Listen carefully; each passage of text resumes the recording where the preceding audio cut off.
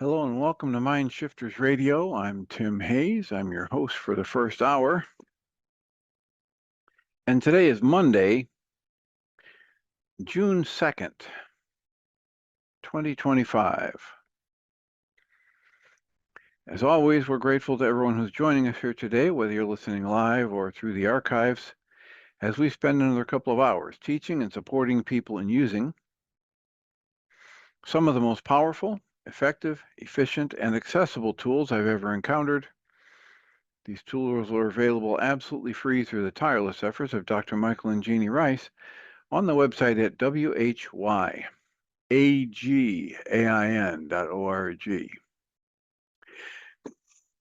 If you go to that website and click on the two words that say Start Here in the upper left-hand corner, it will take you to a page where you can download and read Chapter 24 of Dr. Michael Rice's book. His book is titled, Why Is This Happening to Me Again? And that chapter of the book contains a narrative description and explanation, the primary tool in this work. That tool is called the Reality Management Worksheet, sometimes called the Reality Management Wake-Up Sheet. And it's a tool I've been using to great effect for over 20 years now to improve the quality of my life and most of my relationships, and to turn any negative emotional experience I have into part of the infallible guidance system that each and every one of us has been given. You can also download the actual worksheet process itself. It's a simple PDF file. Click the link, download it, print it off, copy it as often as you'd like, and use it over and over again absolutely free. You can also download a whole host of audio files of shows just like this one, in which people have been stepped through the worksheet process, and if you choose to listen to them even repeatedly, they can serve as a powerful tutorial for you, help you get maximum benefit from these tools in the shortest amount of time possible. You can also go to your app store, as we encourage people to do, and type in the three words Heartland Aramaic Forgiveness. And if you choose to do that before you're done typing the word forgiveness, you'll see the glowing heart icon. If you tap on that, it will let you download a completely free and private app that contains the Reality Management Worksheet. It contains an abbreviated version of that worksheet process, and it contains a copy of the Dragon Klingon game, which is a wonderful way to introduce these tools to even younger audiences. We hope people do all of that soon and often, primarily because it tends to improve the quality of people's lives the more they actively apply these tools in their lives. Secondarily, because it tends to prompt comments, questions, answers, and testimonials. If you have any of those to share with us, we'd appreciate you doing so. You can email me at tjh@mindshifters-academy.org, or you can email Jeannie at jeanie@whyagain.org. That's whyagain.org.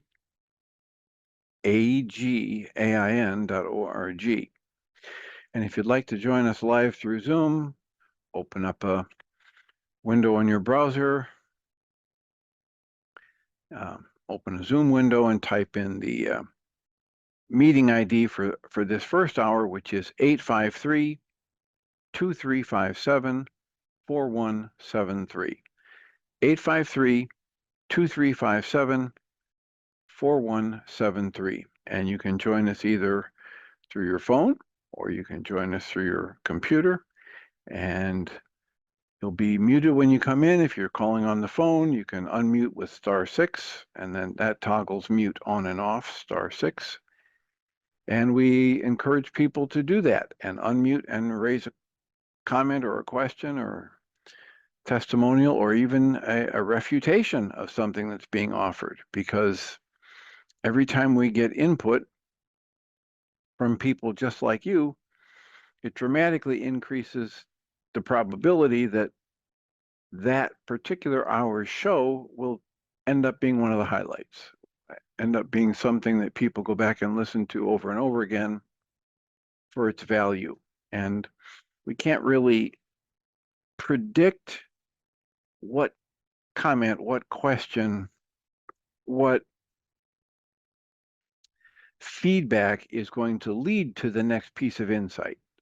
But we do know that it is this process of the synergy of different minds and different perspectives embraced and worked with that helps us move this work forward and move our own individual understandings forward. So let us know, how can we support you? What's been happening for you? How do you resonate with or enjoy the reading we've been doing from the book by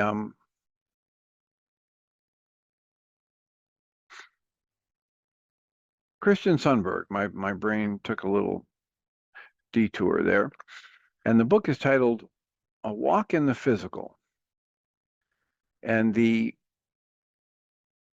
first two sections of the book we've essentially been through now. The first section is kind of an intro. The second section is 160 essays, short essays that he's put together. And now the third section of the book is a list of questions that he's been asked and that he's responded to. And he's responded to from his own personal ideations, ideas, his meditation, and what he calls his guides. And to begin with, I like to remember there are these two, what he calls disclaimers, before he starts this section on his questions. And the two disclaimers are, number one, words cannot possibly speak successfully to the nature of many of these questions. And number two, his disclaimer is, I am a fool, and I certainly do not claim to have all the answers. Far, far from it. I'm flawed and largely ignorant student of life. I'm also learning and changing my understanding every day, as we all are. And he says, yet fools can help fools, so that's what this is about. This is that sense of a dialogue, of the give and take. Reminds me of what Krishnamurti used to talk about, how important it is that we don't just passively listen, that we engage with the thoughts that are being presented and the perspectives that are being presented, and we try them out for ourselves, and we test it for ourselves to find out, does this really make sense? Does this really work the way the speaker is suggesting it works?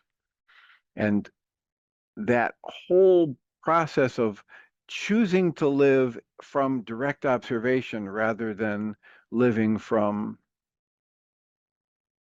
dogma or belief or programmed ritual, it is something that I got that whole concept, that whole way of approaching life, and witnessing my spinning thoughts as it would distract me from being in touch with reality in the moment or actuality in the moment. I got that whole thing back in the early 80s when I started reading Krishnamurti.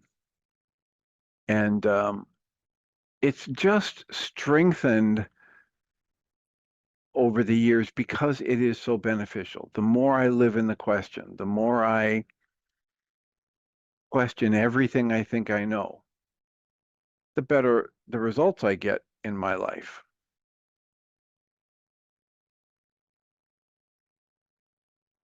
So where we left off was in an essay titled, You say we're here to integrate experience, what does that mean? And I began reading his answer to the question, and then I told a story from Guy Finley about the woman who'd been on the roller coaster ride so many times that it no longer held any fear for her. And that's essentially, to my eye and ear, that's one of Guy Finley's stories about the same kind of thing that Christian Sundberg is talking about here in response to the question, what does it mean to integrate experience? So here's the answer in full. Christian writes, to integrate an experience is to fully know it and assimilate it into what one is, so that one fully, quote, gets it, close quotes. And they get it at the being level, not just the intellectual level. They've lived through it, they feel it in their bones, and they know enough about it that it doesn't disturb them the way it used to. He writes, when an experience is fully integrated, the experience no longer prompts fear.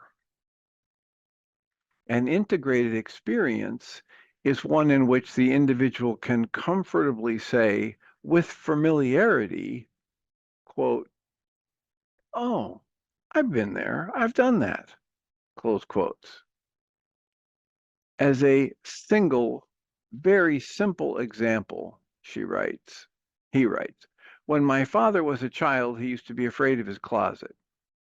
Every night he would lie in bed, tormented by his own imagined fears about what the closet might contain. Eventually, he concluded that whatever was in the closet, it couldn't be worse to experience than the fear itself. So one night he got up from bed, pushed his way into the closet with determination, and sat down on the floor. Nothing happened. He realized that there was no real danger. It had all been imagined. Having gone and done that for himself, he was no longer afraid of closets. Physical reality can be a bit like this. We experience fear as we impose our own negative meaning on our unrelenting and often painful experience of separation. And then eventually, after we are sick and tired of being afraid and suffering, we turn and face those fears head on. Once we do, we have, quote, been there, done that, and we're no longer afraid.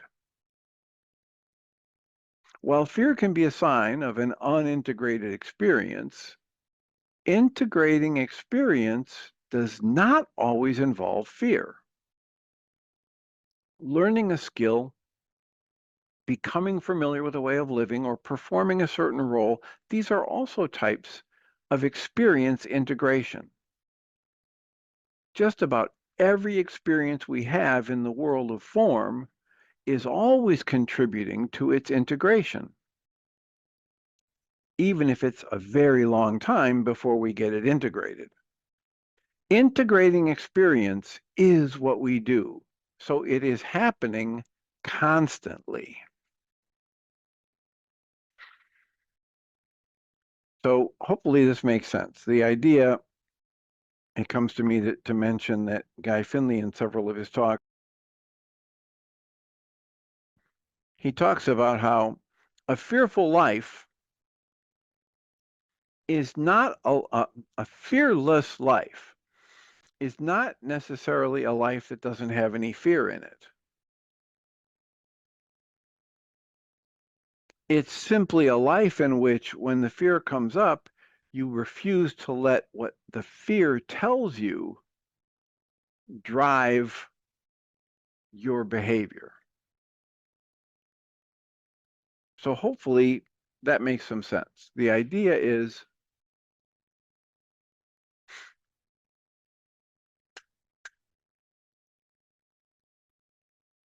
we could have any thought that any human being has ever had. The Way of Mastery says all minds are joined. There's a lot more going on here than you know about. You're connected to other people and other things, all kinds of things in ways you don't yet understand. So you could have any emotion, you could have any thought, you can have any dream that anyone has ever had.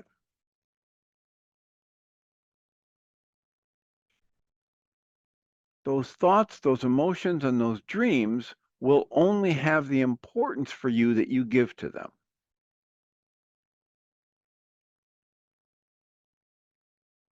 A lot of this runs through our bloodlines. Michael Rice likes to talk at length about how many people there are in 10 generations and 30 generations in our bloodline, and how the energetic impressions, not just the biology, gets passed down 3 and 4 generations, but the energetic impressions of everything the people in our bloodline have heard, seen, thought, felt, said, and done in their entire lives, that gets passed down to us. So we get strengths, we get talents, we get foibles, we get weaknesses. We get it all. And that's not in question. The only thing that's in question is, what do we do with it?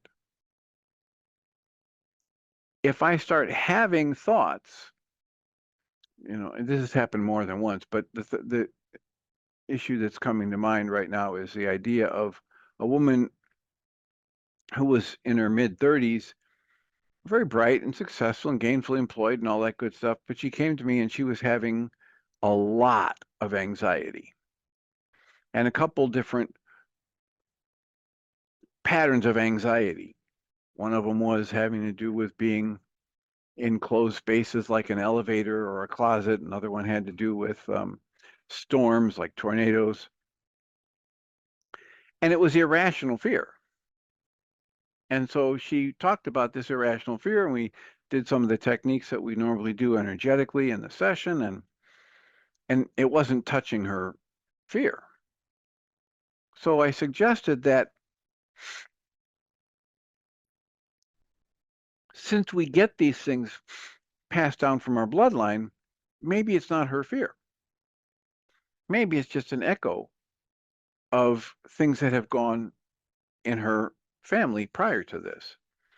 And there were a couple that were very specific that I won't mention, but the one that she went and asked her existing aunts and uncles, and she found out that she'd had a relative that had been buried alive that wasn't too far removed.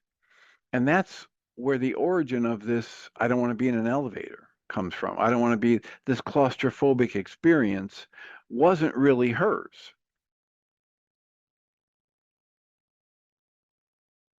As soon as she quit making it so important that she get out of the elevator or she figure out why she was so scared, as soon as she had some alternative explanation for it, it lost its power to make her so uncomfortable.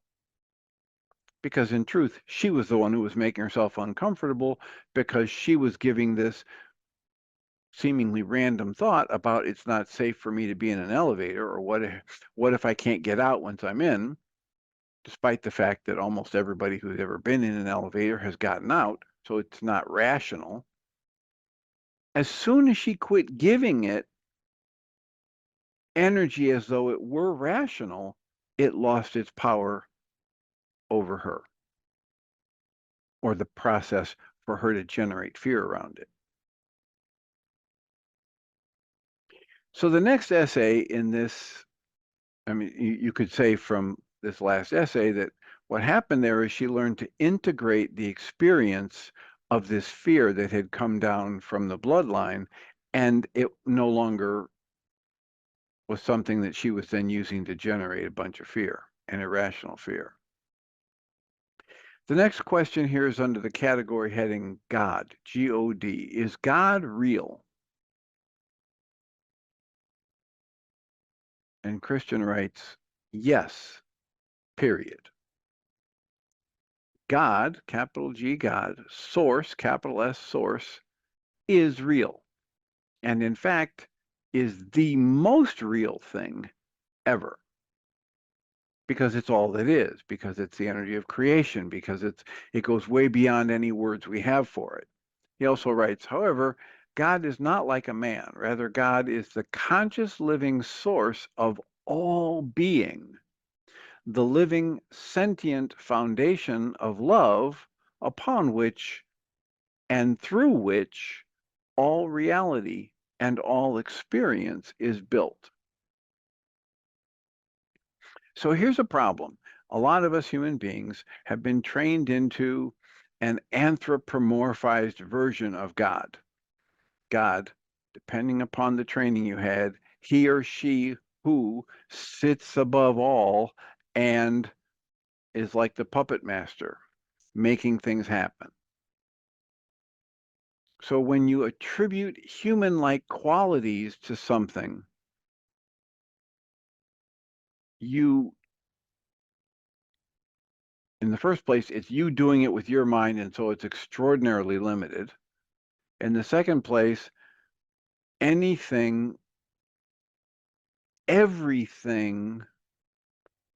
goes way beyond any labels that have ever been created for it or about it. So even a rock has a lot more going on in its existence than the word rock or the image that your mind associates with a word rock, etc.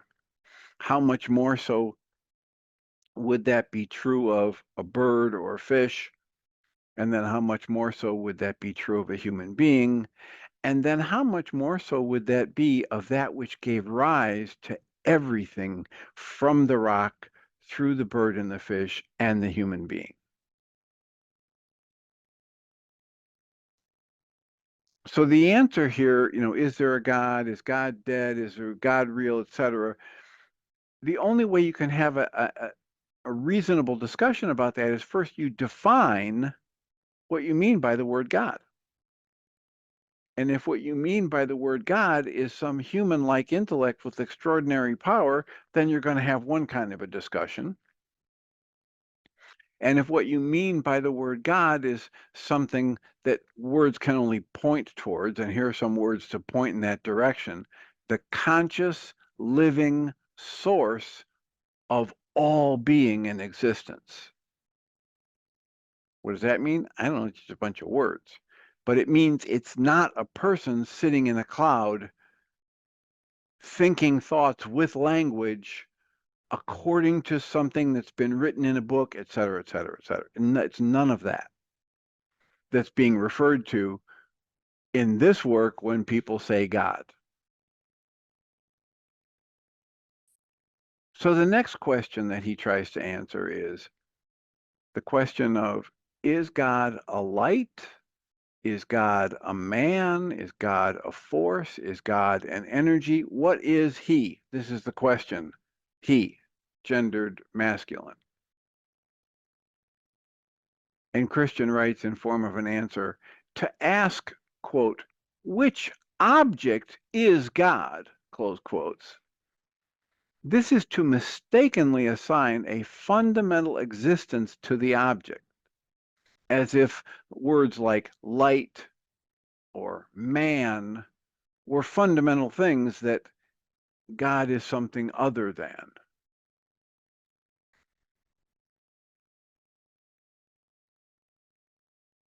And as if we're trying to figure out if God is this or is that. Christian writes, objects only exist because of that which gives rise to them. It is not that capital T, that capital W, which capital I is, right? That which truly is, fundamentally, it's not a dream, it's not an illusion, it's not just a thought somebody has. The essence of all that is does not have to be labeled as one or more objects, places, or sets of ideas. Rather, all objects, all places, all ideas exist within this thing we call God, or beingness itself, or this thing we call source, or this thing we call light, or the energy of creation. Everything you can think about, every experience you can ever have, exists within this energy they call God, or all that is. The next question that he writes is, or he's trying to answer, the question is, does source, capital S source, have a personality? If so, what are the characteristics of source, capital S source, all that is, God, light, love? And Christian tries to answer this question the following way. I feel that answering this type of question will immediately and inappropriately pigeonhole that which we call source. The human mind thinks in terms of forms, such as objects and ideas and language, which have been programmed into him or her. And the human mind thinks reality can be deduced by figuring out which form this thing is and which form that thing is. So when a person asks a question like this, the questioner probably thinks that he or she can determine what some higher right, yep, higher reality or higher being actually is by figuring out what forms it is and what forms it isn't, what characteristics it has and what characteristics it doesn't, such as, does source have a personality? However, source, the origin of all that is, transcends and gives rise to everything in form, including ideas and words and thoughts. In a sense, we could say that personality is, quote, made of, close quotes, the stuff of source. Caring is, quote, made of, close quotes, the stuff of source. Source, with a capital S, the source of all that is life itself. It is beingness, and it is all things that exist and arise within life itself. So by asking which form applies, you're assigning fundamental existence to the forms rather than assigning fundamental existence to that which has actually given rise to everything. So your conscious logical mind, if you're trying to follow this right now, probably is spinning. If your conscious logical mind isn't spinning right now in confusion, you're probably locked into some thought that you know how things really are, and or you know what God is, etc. Pierre Pradervan, when I interviewed him a number of years back, he told one of his favorite stories was he was going to meet the father of one of his friends, and this man was an imam in the Muslim faith, and Pierre was a young whippersnapper who was into the Christian Science Church and all their teachings, and he had what he knew was the true meaning, the names of God. This is what God is, that Mary Baker Eddy talks about, etc. And that they put out in their church and on their speakers circuit, people are coached to say, this is what we've discovered. This is the science of the religion, of the way the world works. Science and Health with Keys to the Scriptures is the book title that Mary Baker Eddy wrote. So armed with all of that, and thinking he was absolutely right, and everybody who didn't think exactly that way was wrong, he went to the Imam and he said, what do the Muslims say God is? Who do the Muslims say God is? And he thought he was going to be laying a trap here for this Imam.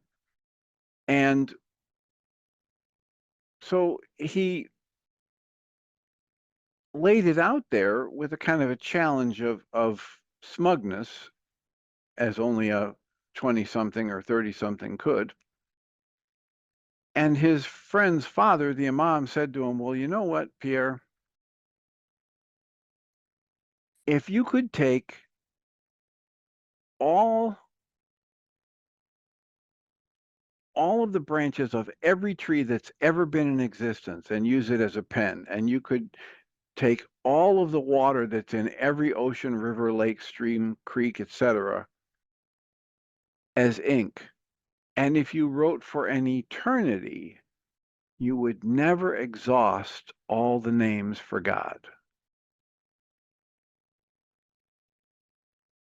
So try and get your mind to imagine what it would be like to use every tree branch that's ever been and every bit of water that's ever been and use the water as ink and the tree branches as pens and write for an eternity and still not exhaust the names for God.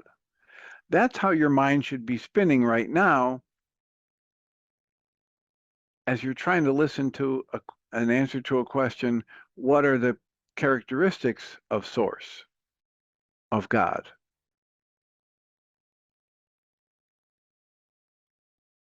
As soon as we label something, as soon as we think we know something because we've labeled it, we've pulled ourselves out of the flow of life and we're now in a fantasy. We're in an illusion in which the Dunning-Kruger effect is in full force. What's the Dunning-Kruger effect? It's this tendency for people who have very little knowledge about a subject to think they're experts. At the same time, the greatest experts in that field feel like they're just getting started knowing stuff about that field. That Dunning-Kruger effect is in full force whenever anybody tries to tell you who or what God is.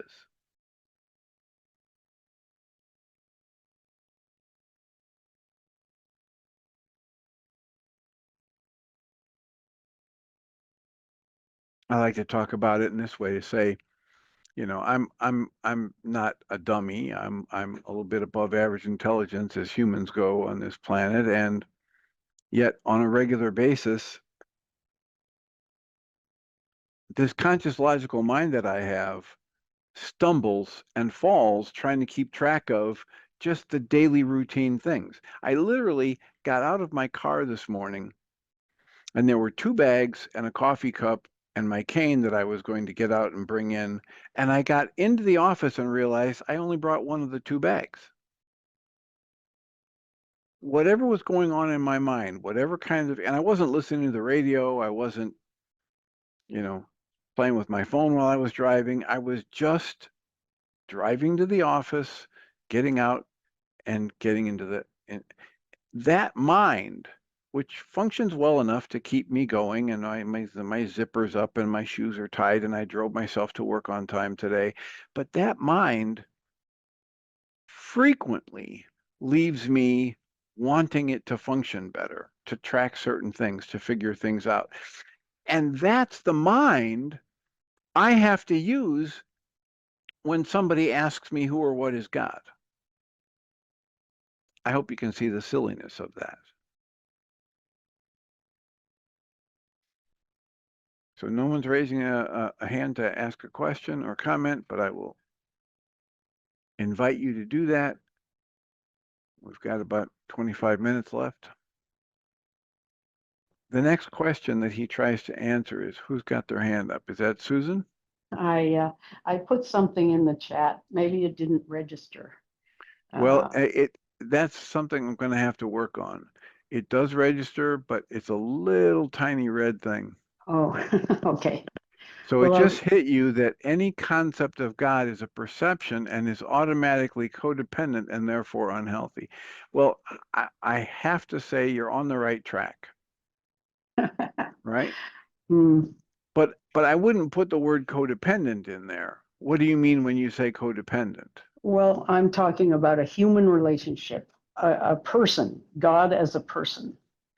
And as soon as we have God as a person, unless I'm incredibly healthy myself, I'll probably have a not very healthy relationship with God. I'm not sure that's true.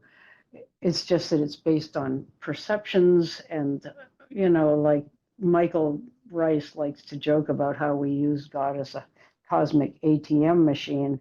I tend to do that.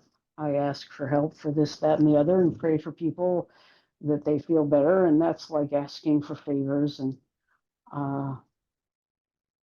anyway, maybe I shouldn't have used that word, but this is blowing my mind. It's inviting us to be non-dualists.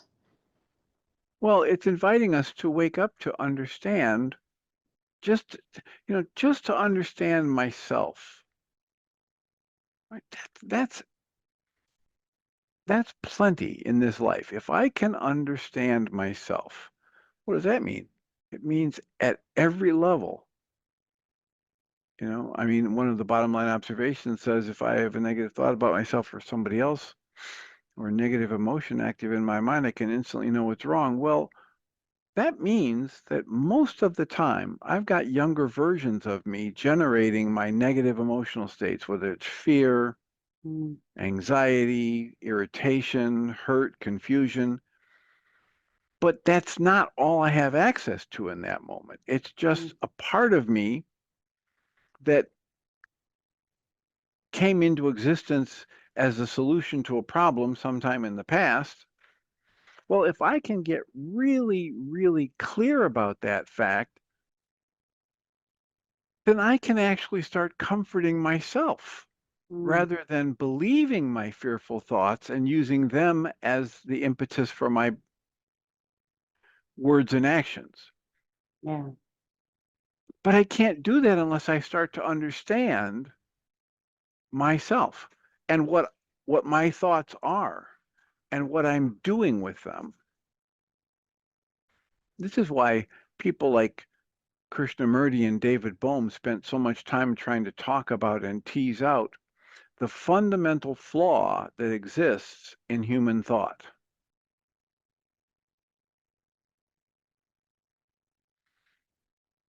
Any ideas what the fundamental flaw is that exists in human thought?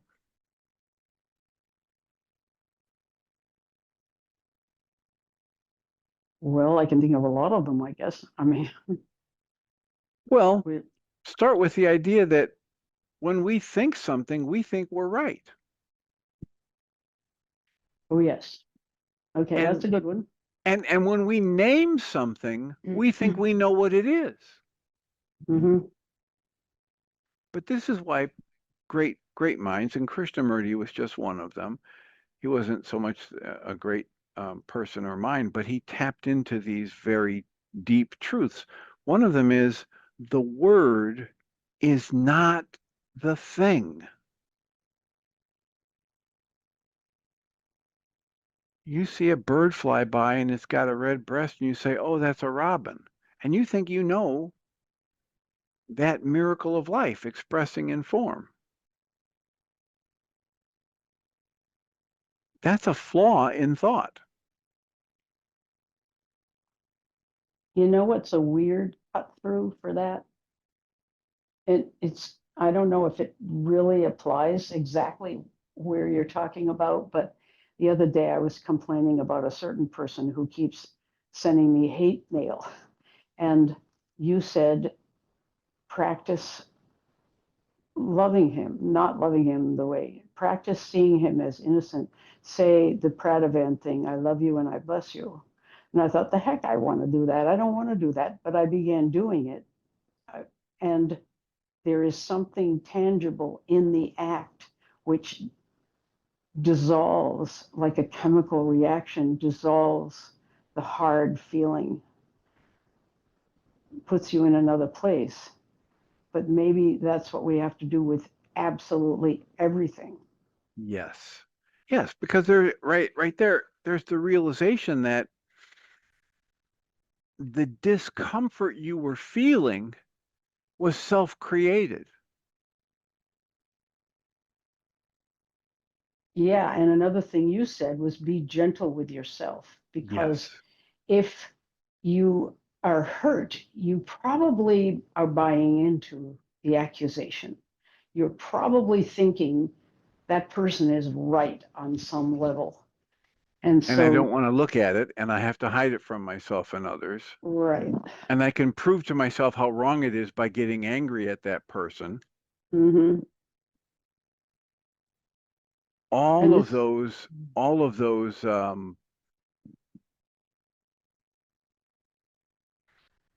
answers from thought are faulty. mm-hmm. None of them will take me to freedom, liberty, joy, compassion. None of them. And you don't have to argue with the thought or keep thinking you're right. You just start practicing the gentleness. Yes.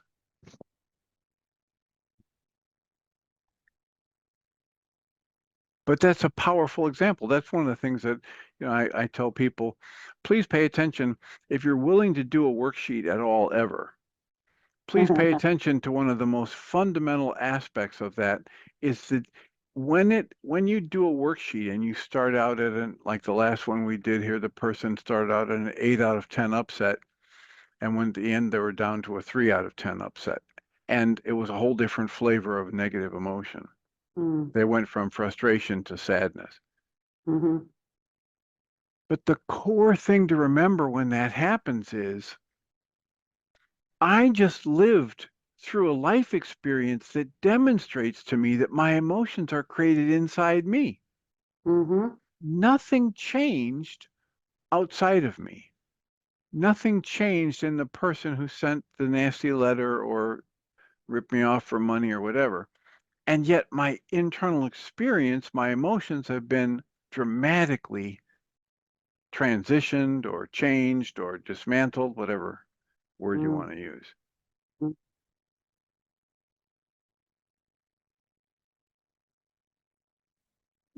Doing those things in the pinch when you get the gut punch and you don't have a pencil and a piece of paper and a clipboard. Those are like mini worksheets.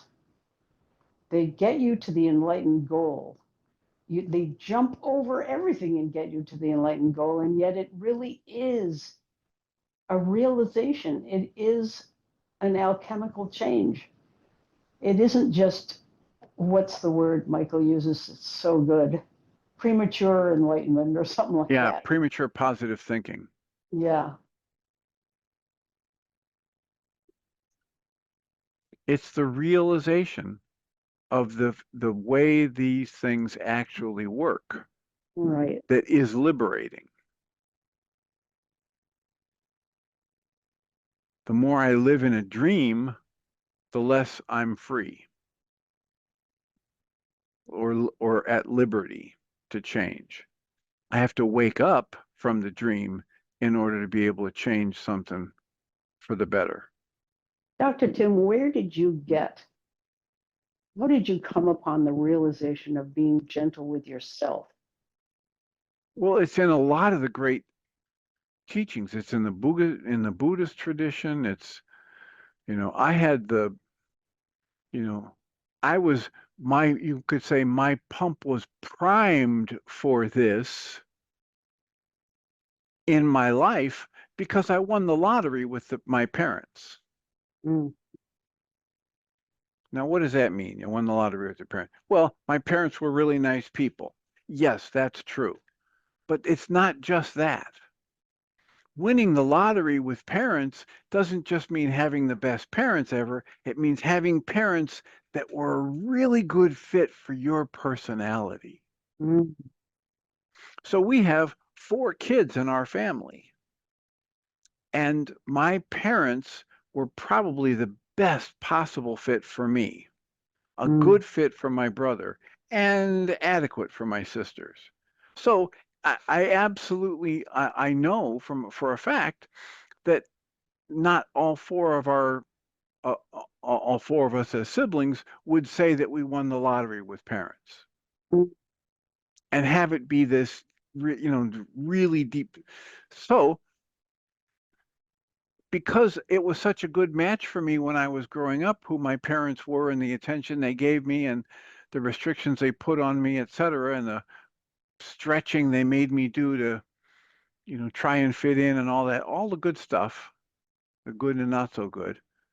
I grew up with a very solid core. I just flashed on, as soon as I said that, I flashed on how odd it was. When I went to graduate school, I'd been out of college for 5 years, and I went back to graduate school. And I chose one of those schools where they're going to actually work with us as people and teach us how to be good therapists, not just researchers. Mm-hmm. So there was more touchy-feely type stuff in my school than you would have at most PhD programs. And the thing I just flashed on was that at one of the opening gatherings where they have us sit around and introduce ourselves to people, I talked about how comfortable I was with myself and what a solid person I was. And I was just there to really get to understand that better so I could have a better tool for doing therapy. This was like the dumbest thing to say. This invited more attacks.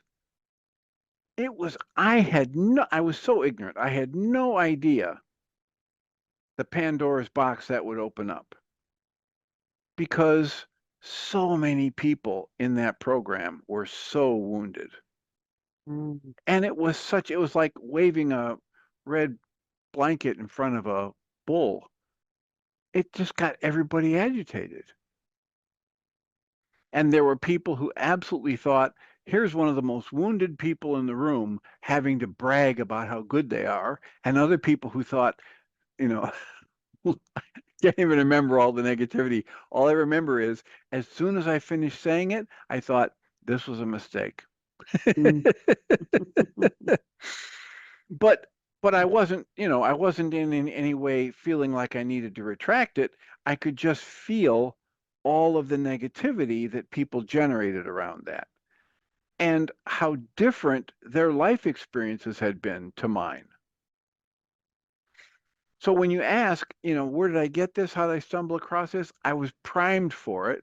I was probably easier on myself than most people before I got into this work. And then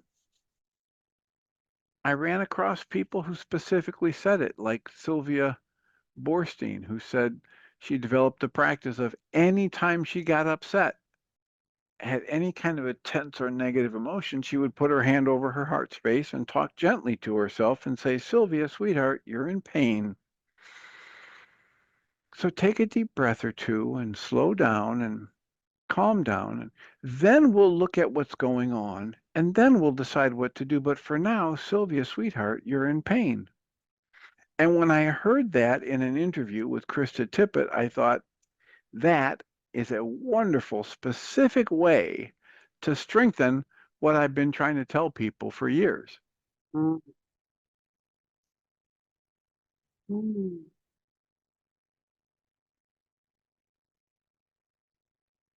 And then if you listen to any of Pema Chodron's books, you'll get quite a bit of that, how important it is to be gentle with yourself. So it comes from the Buddhist tradition. It comes from a variety of what I would consider deeply enlightened traditions. Because think about it. Here's this ancient wisdom that comes down to us through the Christian tradition as a house divided amongst itself can't stand. Mm-hmm. Well, what is it if you're beating yourself up? What is it if you're not being gentle with yourself? You're divided against yourself. And if you listen to the Dale Allen Hoffman teachings, he says, I akil arsad or something like that. Here's this evil, here's this Satan, here's this. And all it means is, the sa in there is to slide, to fall, to cut off. This is a person divided against him or herself. This is somebody beating themselves up. This is somebody being hard on themselves.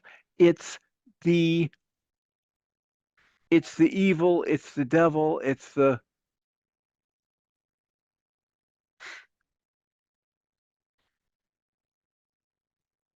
what is Michael Rice's phrase for that?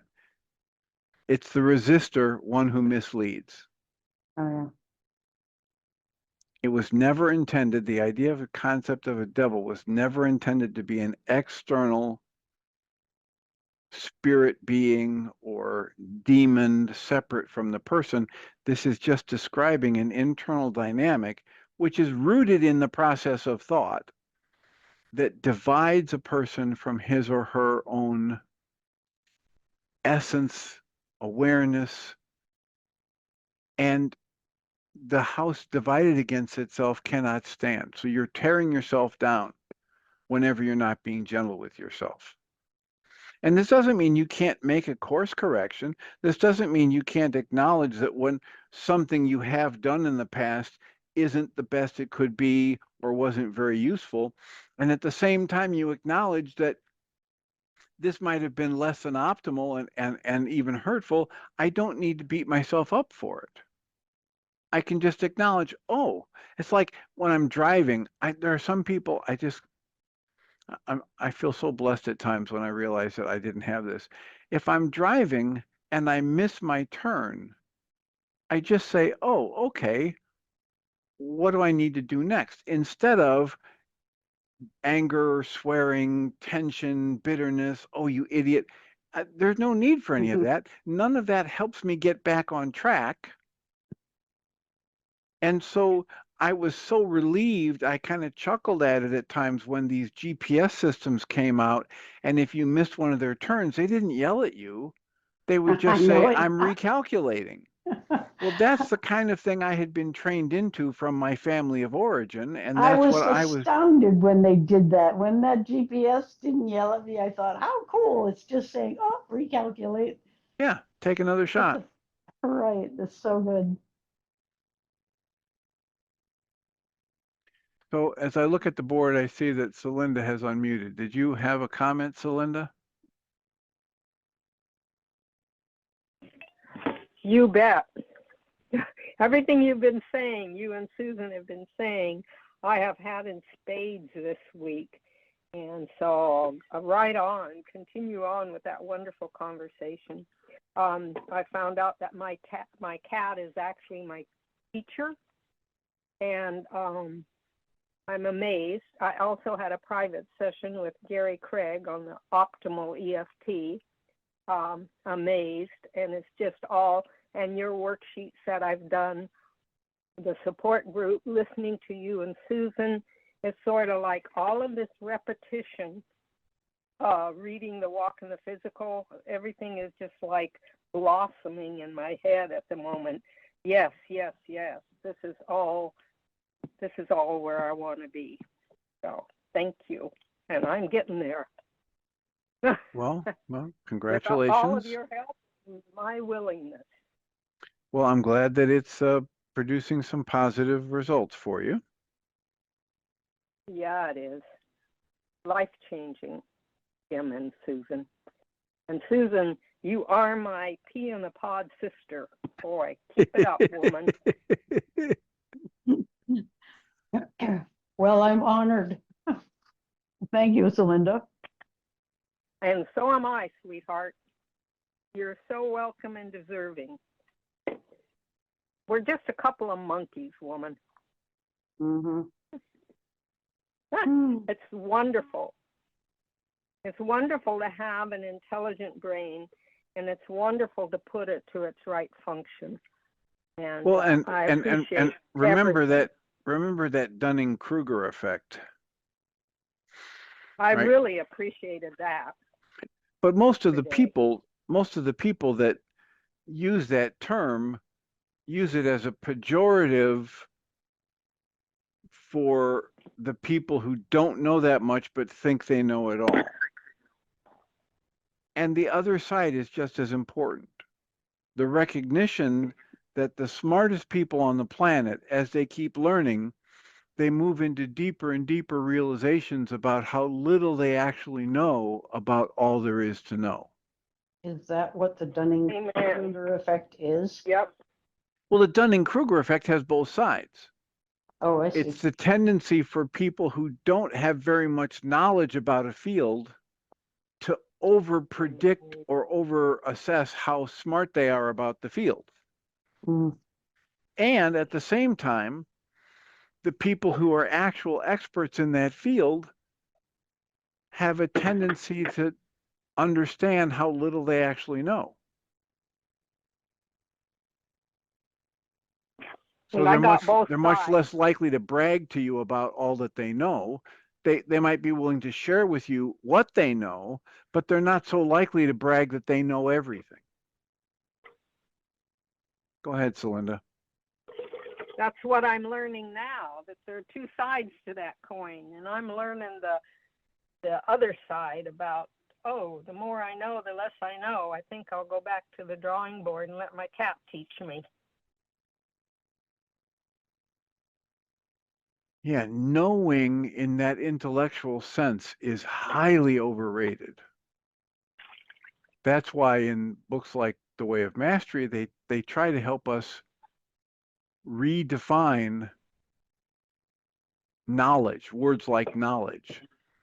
And instead of having it be an intellectual process with labels and words and descriptions and logical roadmaps, the knowledge that they talk about in The Way of Mastery is this lived, felt sense. It's much like what we were reading from Christian Sundberg's book. The knowledge is the actual process of integrating an experience rather So it than has being to able do, to talk about it. so it has to do with having the experience, interpreting the experience, and getting it on a gut level. Oh, okay, those are some words that those might be useful. But what is that? What do you mean by getting it on a gut level and interpreting? And the way he was talking about it in the essay we just finished reading is the idea that when you have fully integrated an experience, even if it generates fear, even if you generate fear around it, you don't let the fear drive your actions.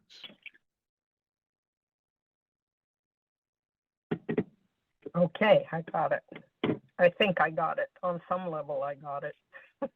It's one of those deals where it's like an operational definition.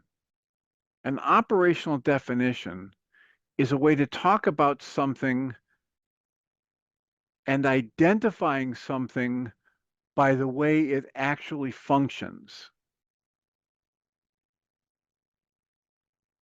So if I say, hey, this is a reward, I have a reward for you. If you get this next question right, I'm going to give you a reward.